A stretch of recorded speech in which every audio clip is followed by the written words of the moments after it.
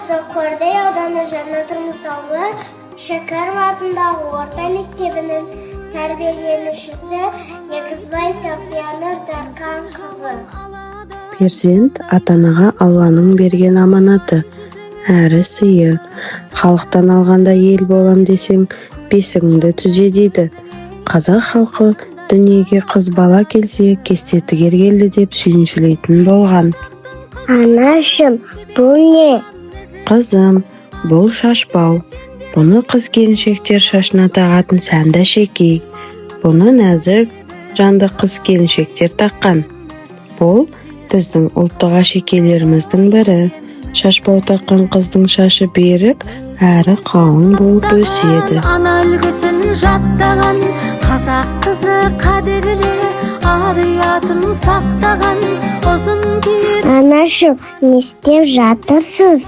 Мен құрақ құрап отырмын. Анашым, құрақ құрау қазақ халқының ертеден келе жатқан өнері. Құрақ құрауды әжелеріміз, аналарымыз қыздарға ерте жастан үйреткен. Құрақ құрау сырашылдықтың алдын алу мақсатында пайда болған өнер.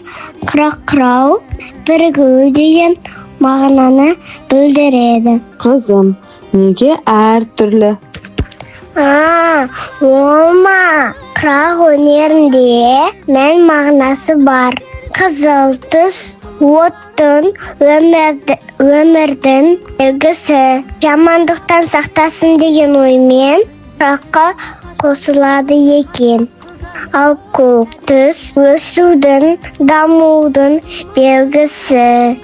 Ал сары түс білімділіктің, даналықтың белгісі екен. Аспандағы күн секілді жарқырап, жан-жақтарына мейірімді жақсы адам болсын деген ниетпен құраққа қосқан екен. Жарайсың, қызым. Кел ендеше құрақ құрауды үйренейік.